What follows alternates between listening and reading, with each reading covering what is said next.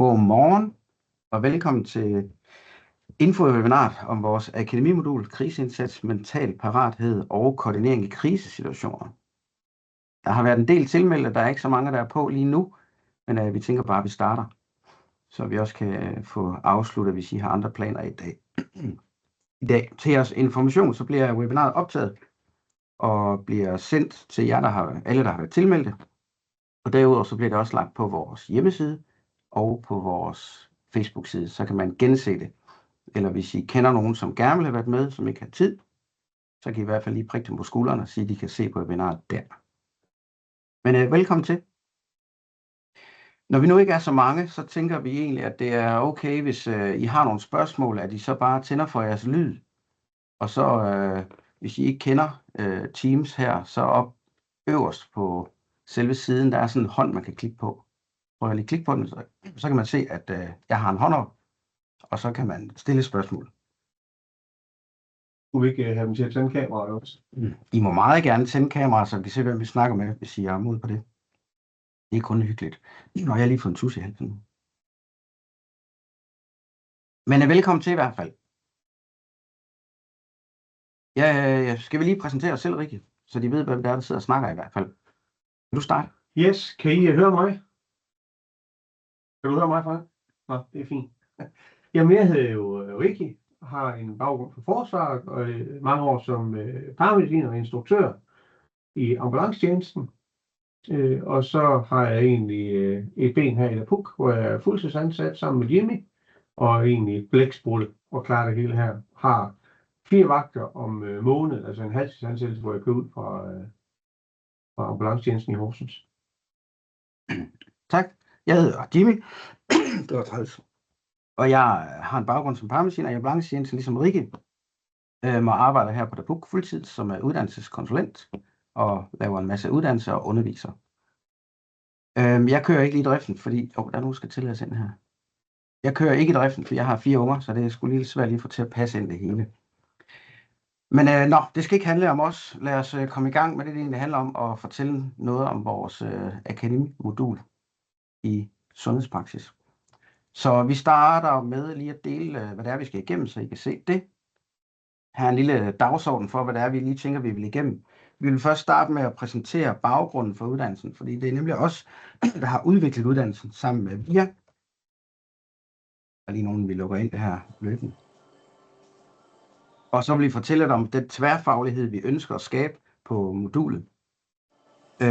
Vi vil også vi kommer også ind på, hvad er det egentlig, vi gør, når vi arbejder med det her akademimodul. Hvordan har vi struktureret det og stykket det sammen, så vi får mest mulig læring og teori og metoder og så videre, I kan anvende i jeres praksis. Så skal vi prøve at høre lidt om, hvordan det er at være studerende, og derfor har vi inviteret Frank Dale, som har været så sød at sige ja til at svare på nogle spørgsmål, så I får det fra en, der har gennemgået modulet, og vi har sagt til Frank, at han skal være fuldstændig ærlig omkring det hele, også hvis det har været svært, eller de tidspunkter, hvor det har været lidt bøvlet at skulle studere, for det er noget andet end at tage et 1-2-3 dages kursus ved Lapuk ellers. Og så slutter vi af med at præsentere underviserteamet. Nu tror jeg, du skal sige noget, Rikke.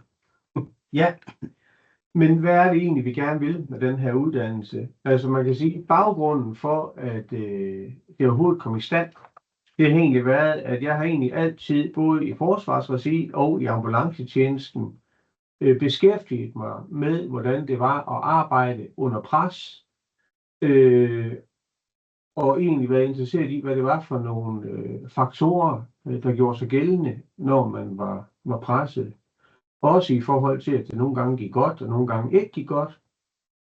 Og så blev jeg måske ramt af, at specielt i ambulancetjenesten, at jeg ikke synes, at vi sådan på den måde blev klædt på til at være bevidst om human factors. Og så skete der det forunderlige, at jeg læste bogen Battlemind, som jo også er en del af det litteratur, og det er sådan set grundbogen for hele, uddannelsesmodulen. Og der kunne jeg egentlig godt tænke mig lige at læse forordene op, fordi jeg synes, det siger rigtig, rigtig meget. Hvorfor bliver nogle mennesker bedre under pres, mens andre mister grebet. Selv efter mange års studier og psykologisk praksis er det en mysterium, som jeg ikke har fundet noget entydigt svar på. Jeg er dog blevet mere og mere sikker på, at en del af svaret ligger i den særlige sindstilstand, som psykologer kalder battle mind. De fleste mennesker kan umiddelbart genkende battle mind. Og det er den tilstand, der indfinder sig, når vi stiller op foran et stort publikum, eller når vi pludselig befinder os midt i en faretruende situation, der kræver akut handling og beslutning. Hjertet det banker, og kroppen er i alarmberedskab. Vi forsøger både at kontrollere vores krop og vores tanker.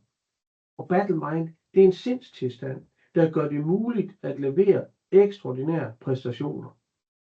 Når vi så ser tilbage på, hvad vi opnår, og hvordan vi agerer i battle mind, så bliver vi ofte overrasket. Til daglig ser vi os selv som tålmodige, problemløse og velovervejede fagfolk og civiliserede mænd og kvinder. Men pludselig indser vi, at vi kan være uforbeholdende skarpe og beslutsomme, og evnen til at træffe benhårde beslutninger, snarere end tilpasning og fleksibilitet, kan være lige det, der er nødvendigt for at opnå det exceptionelle. Så kort sagt, battle mind er en tilstand, som vi alle sammen kan møde, både i det professionelle, i det civile, om man sidder på en vagtcentral, om man er direktør, om man er fuldstændig ligegyldigt, hvad man laver, så vil man kunne bruge det her. Og jeg håber, og jeg er overbevist om, at I kommer til, når I læser den, og i løbet af uddannelsen, og at det vil være, I vil komme til at sidde og sige, fuck man, det de beskriver der, det de tager fat i, det er lige netop det, jeg blev ramt af, eller mødt af her, og så får det i talesat. Og det betyder også, at når I møder ind på uddannelsen, så bliver det jeres eksempler og jeres oplevelser. Det bliver det, vi tager udgangspunkt i. Og det glæder vi os rigtig, rigtig meget til. Det er jeres uddannelse. Frank kommer selvfølgelig til at fortælle noget mere om det, måske, og måske er det ikke den oplevelse, han har haft.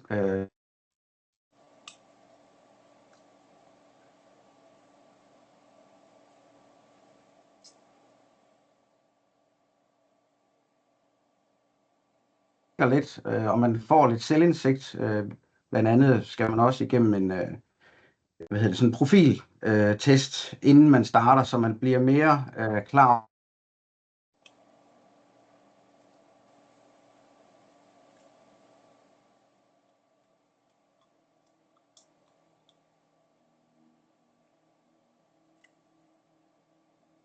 Muligheder, som både har været på modulet, og som vi også rigtig gerne vil have med for at give noget alsidighed. Jo. Altså i bund og grund, så kan man sige, at hvis man skal arbejde sammen under pres, så noget af det, jeg har lært, det er, at det ikke er uvæsentligt, at man er en teamplayer. Og hvis man skal være en teamplayer, så synes jeg faktisk, at eksemplet på fodboldhold, kan man sige, det giver et godt billede. Det betyder jo, at målmanden, han skal ikke være god til at score mål, og han skal ikke være en god angriber. Men han kender godt angriberens rolle, og han ved godt, hvordan han skal sparke eller placere bolden, hvis han skal kaste den op. Ligeledes så forsvarsspillerne, de ved også, hvordan de skal placere sig på fodboldbanen for at spille målmanden god, altså for at give ham så snæver en vinkel og dæk som overhovedet muligt. Og i bund og grund, så gælder det jo i alle livs aspekter. Når vi står ude på et skadested, så er det vigtigt for mig som ambulanceleder at vide, hvad er politiets rolle, hvad har de opgaver, hvad er brandvæsenets rolle. Jeg skal kende trafikken. Hvad med AMK? Hvad har de brug for, at jeg kan spille dem gode? Og AMK, de ved, hvad skal der til for, at vi kan spille dem gode, der står ude på vejen. Så hele vejen rundt og få indsigt i hinandens dagligdag, få indsigt i hinandens gøren og laden, og så blive bevidst om, hvordan er det egentlig, man agerer under pres. Så har man nogle kollegaer, der er presset og står og råber og skriger eller virker aggressiv, så er det ikke sikkert, at det er den rigtige metode at råbe igen. Så kunne det godt være, at det var bedre at sige, prøv at høre, jeg kan godt se, at du er presset, vi skal nok klare det her, jeg skal nok hjælpe dig, er der noget, du vil have mig til? Altså ligesom trække luften ud af ballonen. Og Det er virkelig det, vi kommer til at arbejde med. Vi kommer til at arbejde med, at man kender sig selv. Man godt kender sine egne reaktionsmønstre. Og 100% I kommer til at grine af jer selv. Vi kommer til at grine af os selv. Vi kommer til at grine af hinanden. Så det kan I godt glæde jer til. Og så er det jo for andre end dem, der arbejder sådan nødvendigvis præhospitalt. Vi har både haft frontmænd og portører med os på uddannelsen, og ønsker egentlig flere fagligheder. Det kunne være akut sygeplejersker på akutmodtagelsen, som også ofte arbejder under pres. Så modulet er for alle, der arbejder i de her situationer, hvor at tingene bliver presset. Ja, for den sags skyld læger. Altså jo flere aspekter vi kan få ind i det, jo flere deltagere vi kan få med forskellige faggrupper, det federe er jeg sikker på, at uddannelsen bliver. Ja, og det vi oplever også, det er, at man lærer rigtig meget af hinanden på tværs af faglighederne. I forhold til at fortælle lidt om, hvad modulet egentlig er for noget, så er det jo et valgmodul, som ligger i akademiuddannelser for sundhedspraksis. Og den slide, jeg lige har delt med jer nu, der kan I se, hvordan det hele er bygget op, og det kan være, at I ved det i forvejen, og måske ved det ikke, og så lærer I lidt af det også. En fuld akademiuddannelse, den består af 6 moduler. Når man kigger her øverst, jeg er faktisk lidt i tvivl, om I kan se min mus, men øverst, hvor der står, det kan man, obligatoriske moduler, så er det de moduler, der står hernede, det der hedder professionel praksis og kvalitetsudvikling og dokumentation. Det er nogle moduler, man skal tage, hvis man vil tage en fuld en fuld akademiuddannelse i sundhedspraksis. Så ligger der imellem, her i det mørkegrønne, så ligger der nogle valgfrie moduler, og der skal man vælge 3 valgfrie moduler. Og valgmodul nummer 7 i forhold til sundhedsordningen, det er det modul her, der hedder kriseindsats, mental parathed og koordinering i krisesituationer. Så tager man det, så har man et valgmodul.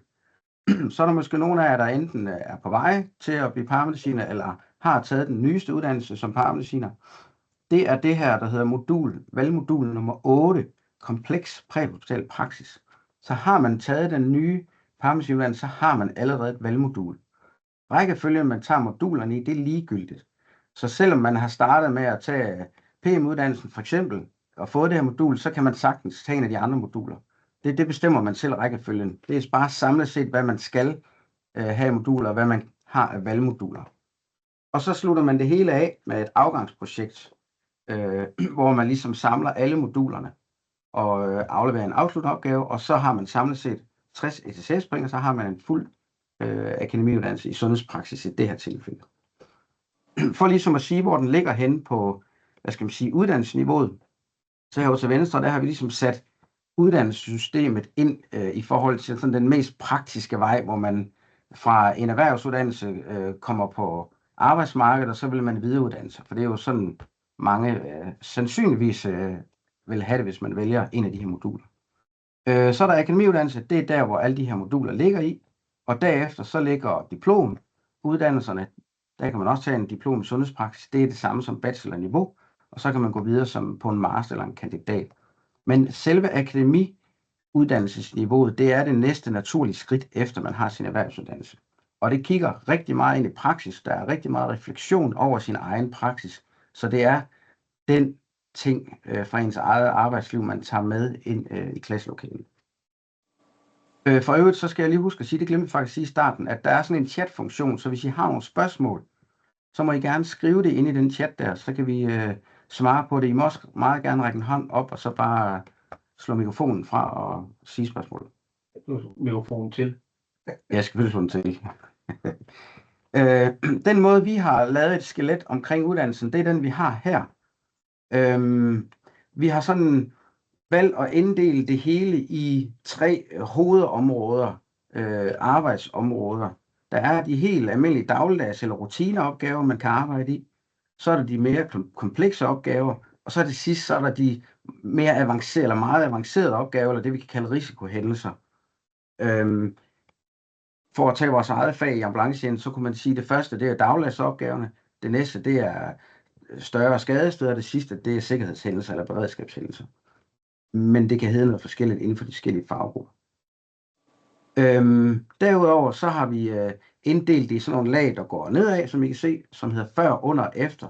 Fordi der er en masse, der foregår før sådan en indsats, eller før man overhovedet kommer i gang med de dagligdags opgaver, og så foregår der en masse under indsatsen, eller opgaverne, og så er der noget, der foregår efter. Og som, jeg ved ikke, om jeg skal sige flødeskum på lagkage, men så er der hele de administrative funktioner heroppe. Alt det, der omhandler koordinering og disponering, ledelse, organisering og styring. Det er måske dem, som ikke står direkte med hænderne i suppedasen, men er lidt på afstand. Det kunne være en sundhedsfaglig visitator, det kunne være en disponent, det kunne være en AMK-læge. Hvor det andet, det kunne være en redder, det kunne være en læge, det kunne være en akut sygeplejerske, det kunne være en portør, der står i en eller anden situation på et sygehus, hvor der er gået en brandalarm i en bygning, som arbejder helt med, hvad skal man sige, fødderne i varmen. Hvad siger man det? Det ved jeg ikke. Så det er sådan den måde, vi arbejder på. Og grunden til, at vi har sat det op på den måde, det er, fordi vi kommer blandt andet til at arbejde med noget, der hedder system 1 og system 2-tænkning. Hvor system 1-tænkning, det er mange af de ting, der ligger på ryggraden. Det er noget af det, der bare kører der ud af. Og jo bedre man er til at være klar over, hvad man putter i den boks, og jo mere man træner de ting, jo nemmere bliver det, når man kommer videre i kompleksiteten af opgaverne, der skal løses. Så derfor har vi lavet det på den måde der. Og så er der bogen Battlemind, som Rikke sagde tidligere, det er grundbogen. Så det er sådan, det er det grundstoffet, man ligesom skal læse. Den bog får man selvfølgelig tilsendt i god tid, så man kan nå at læse den. Og så er der også noget andet litteratur, der kommer på uddannelsen. Det at være studerende på det akademimodul, det sagde jeg også lidt før, det er ikke ligesom at tage et 2-dages kursus. Det er en uddannelse, det er ikke et kursus. Og det er formaliseret uddannelse, der ligger i det formaliserede uddannelsessystem, så det kræver også lidt, altså, og det kan Frank også fortælle mere om, hvordan det egentlig betyder, men noget af det, vi har oplevet, det er som regel på første dag eller på første modul, så kan der godt være nogle frustrationer fra de studerende over, hvad der egentlig ligger i forberedelse, og hvad ligger der i litteratur, hvor meget man skal kunne reflektere osv. Men det vi også oplever, det er, når man så kommer videre i modulerne, så falder det lidt mere til ro, og man vender sig til det at studere, og hvordan man ligesom skal gøre sig klar til det. Man kan egentlig også sige, at der kommer noget litteratur, men det er ikke nødvendigvis alt skal læses, inden man starter. Det kan være, at man skimter noget af det, det kan være, at der er noget, man tænker, det ved jeg alle muligt om, eller det er sindssygt spændende, så kan man dykke ned i det. Så er der noget på selve modulerne, hvor man har fremmøder, der er en underviser, hvor man også måske lige genbesøger noget af det. Og så er der efterfølgende, når man er færdig med det ene modul, så kan det være, at man læser lidt mere op på tingene, fordi så giver det måske lidt mere mening, fordi man har haft det som undervisning i klassen. Så der er mange måder at studere på, og det er noget af det, som vi er mega bevidste om, at det er ikke alle, der bare lige går ind i sådan noget her og tænker, hold da kæft, det var et piece of cake. Nu er jeg selv i gang med at tage noget uddannelse, og har selv fundet ud af, at det er sgu ikke bare lige at studere, når man er vant til at sidde i driften et eller andet sted, og ikke er vant til at sidde på skolebænken så lang tid ad gang. Men det hjælper vi rigtig meget med, og det ender som regel med, at folk synes, det har været super spændende, og det egentlig giver mening, og man kan bruge al den her litteratur. Når vi skal sådan prøve at bruge nogle af værktøjerne sådan lidt mere i praksis, så fordi det er en uddannelse, så kan man godt bruge nogle læremidler. Det er ikke sådan, der ligger praktik i den her, ligesom der gør på paramedicinuddannelsen, men vi gør noget andet. Så der er ligesom tilføjet en dag på det her modul, som ligger inde midt i det hele. Og der øver vi nogle større hændelser i VR. Det kan være, du vil fortælle lidt om det, Rikke, hvordan det foregår. Jamen, det kan jeg godt. Det er jo inde i den virtuelle verden, hvor folk lige får nogle VR-briller på, og det vi har 3D-renderet, det er et skoleudstøderi, hvor man så skifter til at være ambulanceleder. Vi har haft en AMK-funktion, som man jo kalder op til. Så i virkeligheden, så i bund og grund, så handler det om, at man kommer til faktisk at få prøvet nogle af de teorier af i praksis. Altså det er den måde, vi arbejder med det på her på uddannelsen. Det er jo, at nogle af de teorier, I lærer, dem kommer I til at prøve af i praksis i den virtuelle verden. Derudover så vil I jo også komme til at bruge dem, når I nu imellem uddannelsesdagen. Og det er faktisk også derfor, man har fundet ud af, at det er ret godt det her med at studere på den måde, at man veksler med noget teori, og så kommer hjem og så faktisk får lov til at bruge det praktisk, for på den måde, at læringen den hænger ved. Så det kan I godt glæde jer til. Yes. Så skal vi have Frank på banen, fordi hvis man skal høre sådan præcis, hvordan det er siddet på skolebænken, så er det måske bedre, at det er en, der har været studerende på modulet, frem for det er Rika og jeg, der fortæller det. Så velkommen til, Frank. Tak for det. Jeg skal lige have skruet op for dig, kan jeg se.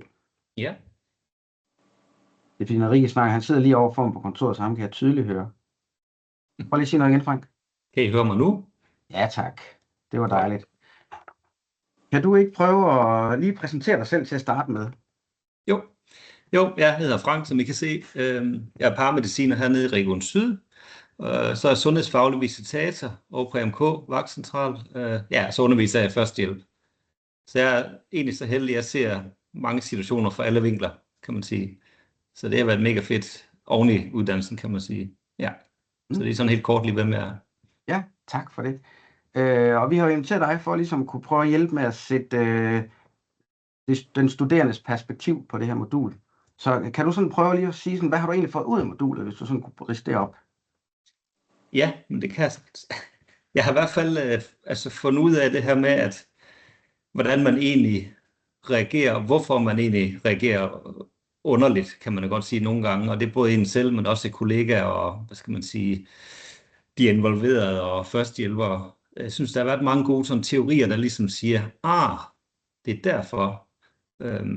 Og så samtidig har det også gjort det måske nemmere at håndtere det, synes jeg, i og med, at man har fokus på det. Og så det her med, at man ligesom forbereder sig godt på en tur, det har en kæmpe indvirkning, når man får de rette teknikker til ligesom, alt efter hvad meldingen er, og hvor lang kørevej, man ligesom kan få det forberedt sammen med ens makker, så kommer man meget bedre fra start. Og det er lige meget, om det er skoleskyderi, eller det er hjertestop, eller hvad det lige er. Så der har været nogle mega gode teorier omkring det. Og i og med, at selve turen måske så også går bedre, så har man også god mulighed for ligesom at lave en ordentlig cool down eller defusing bagefter. Så jeg har i hvert fald fået en masse gode værktøjer, som virker fra start til slut. Ja, eller hvor påstår uanset hændelsen sådan set. Ja. Ja. Og hvis du så prøver sådan at kigge på sundhedsfaglig visitatorperspektivet, er der noget, du sådan tænker der? Altså, det er lige før, at det er nok der, jeg bruger det mest, tror jeg faktisk sådan. Fordi der er meget med sådan noget, nu skal vi ikke igennem alle teorierne, men det her med at skabe sådan en psykologisk tryghed med en indringer, det kan man næsten forestille sig, hvordan nogle indringer de er, når de ringer 112. Der er pænt meget panik på. Og det der med at få lavet en god start med dem, og ligesom gøre dem trygge i det, at vi nok skal hjælpe dem, det kan jeg mærke, det bruger jeg faktisk på alle opkald nu. Og det er jo ret tydeligt at mærke, at hvis du får ro på fra starten, så får du et meget bedre opkald, både for dem og for mig, kan man sige. Så der synes jeg faktisk, det har virket rigtig godt endda.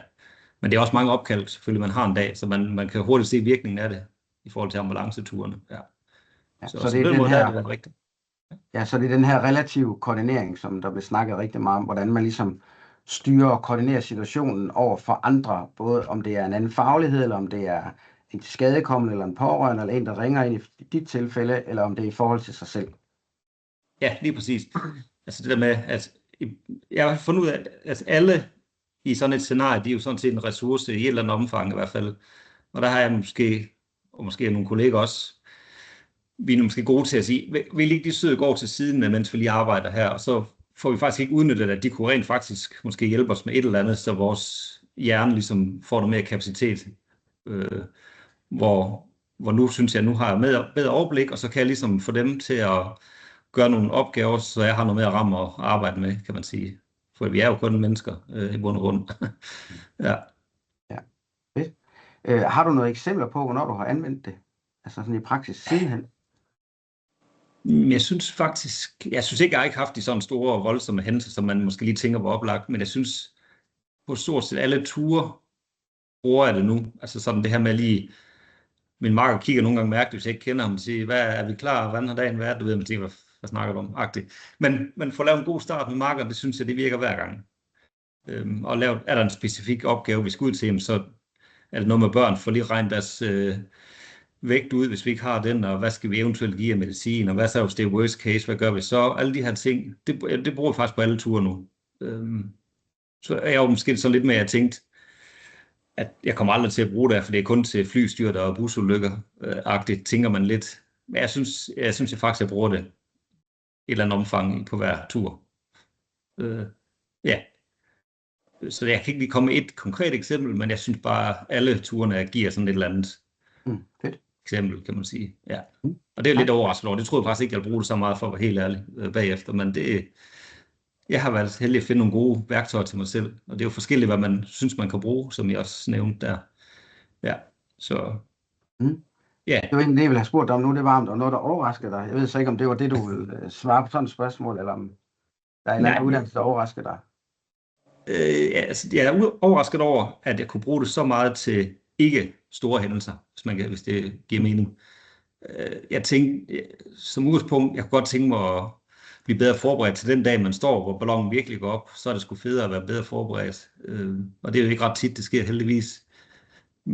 Men jeg tænkte bare ikke, at jeg vil bruge det så meget til de normale hændelser. Og det tænker jeg, det giver også bare en bedre forberedelse til den dag, det sker, man står i det, som eventuelt ambulanceleder, eller hvad man er på stedet. Så jeg synes faktisk, det er meget mere brugt, end man lige regner med. Jeg ved godt, de skriver også, at det også virker til dagligdags hændelser, men jeg tror ikke, det er det, man lige tænker, når man melder til det. Der tænker man, nu skal jeg være klar til flystyrter, skoleskrig og busulykker og alt det der, som sjældent sker. Ja. Og så det med faggrupperne. Jeg vidste jo, jeg tænkte faktisk lidt, at det her det er ren ambulanceleder, og så blev jeg overrasket over, at der faktisk var disponenter på vores hold, men det var bare mega fedt. Altså, som jeg også sagde, de kom med input fra en anden vinkel af.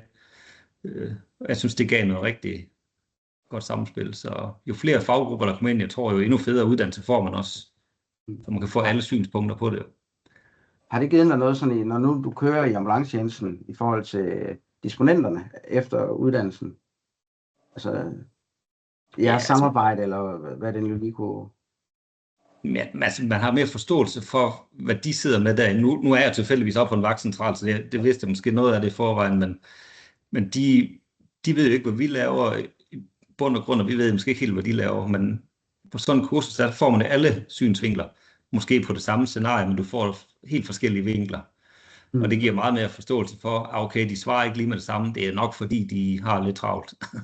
Altså, det kan give lidt tålmodighed også, at man ved, hvad de laver, kan man godt sige. Ja. Ja. Hvad i forhold til det der med at være studerende, og alt det der refleksion, der bliver lagt op til i undervisningen, og litteraturen, man skal læse, hvad tænker du om det? Altså, jeg er jo også uddannet på den gamle uddannelse. Jeg er jo ikke akademiker eller noget som helst, så jeg er jo egentlig også håndværker.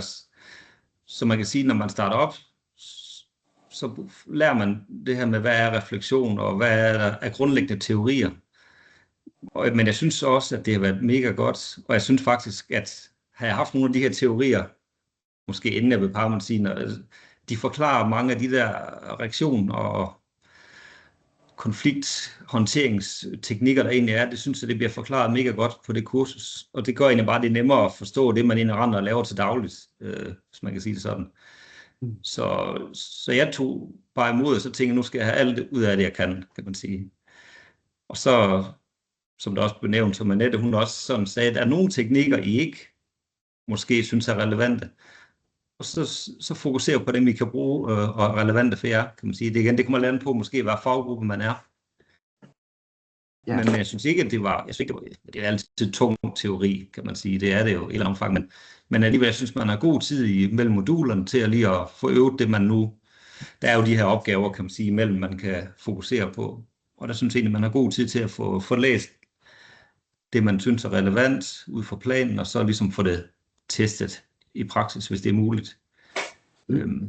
Og litteraturen, er der for meget, eller hvad tænker du sådan i forhold til din indgangsvinkel til det? Det synes jeg ikke. Og igen, jeg er ikke akademiker, jeg er ikke en, der læser tykke bøger til dagligt overhovedet. Men jeg synes, det har været fint, men det er også jeg synes, det er en rigtig god bog, som jeg også, da I snakker om Battle Mind. Der er mange der, ja, det er rigtigt. Og så bliver det bare spændende at læse, kan man sige. Og så får man det selvfølgelig lidt litteratur efter, hvad emner man har haft. Og jeg synes, det giver lige lidt tid til at lige gå og tænke lidt over det, og måske lige gennemlæse noget af det igen. Nogen har hørt om nogle ting, og nogen har hørt om noget andet, inden man kommer. Ja. Jeg synes, det er et fint niveau, og jeg synes, jeg blev ikke overbebyrdet. Jeg ved godt, så kan man have nogle situationer i sit privatliv, der lige rammer i den periode. Så kan det godt være, at man synes, der er meget, men jeg synes, til en normal dagligdag er det okay. Ja. Ja. Fedt. Tak for det, Frank. Tiden den løber bare, det er mega godt at høre dit perspektiv på det. Jeg har en hurtig kommentar, og det er bare lidt for at afdramatisere den der eksamen der. For det er jeg bare nødt til at sige, at det kan jeg sagtens sidde og sige nu, men det skal man ikke være bange for. For det første er det jo et selvvalgt problemstilling, man har ud fra de teorier, man selv vurderer, man vil bruge. Så det må man i hvert fald på ingen måde tænke, det er ikke noget for mig. For det synes jeg godt nok, det siger I også. Det skal man ikke være nervøs for, men det ved vi alle sammen, når der står ordet eksamen, så kan man ikke tænke på andet. Det må man ikke være bange for her. Er mit take på det i hvert fald. Ja. Det var dejligt lige at få det med også. Ja, det var det, jeg tænkte. Det var måske meget relevant. Ja, tak Frank. Selv tak. Lad os fortsætte, så vi kan få rundt af. Men her der ser I sådan oversigten over, altså nu kalder vi det for et akademimodul, men vi har også inddelt et modul, og det er måske nogle forkerte ord, det ved jeg ikke, om det kan forvirre lidt. Men sådan det her akademimodul i kriseindsats, mental parathed og så videre, det har en varighed af 8 dage. Plus den dag, vi arbejder med VR, hvor man skal træne en masse af de her teorier og metoder, man lærer. Plus en dag, hvor man kan få vejledning fra underviseren. Plus eksamensdagen. Så alt i alt er det så 11 dage, man kan bruge på det. Og vejledning, det er ikke sådan en hel dag. Det kan være online, eller man kan møde ind på skolen, eller hvad der lige passer i forhold til den studerende og underviseren. Og det samme med eksamen, det er jo, så får man en tid, og man skal det tager en halv time, er der sat af til det. 7-8 minutters oplæg, hvor man kommer med sin fremlæggelse i forhold til den problemstilling, man har stillet. Og så er der en 11-12 minutter, hvor man har en dialog med læreren og sensor. Så den sidste tiden bruger på, at man debuterer, og man får en karakter for det. Der skal afleveres en skriftlig opgave inden. Den er ikke super lang. Nu må du gerne ryste på hovedet, hvis du ikke er enig i det, Frank.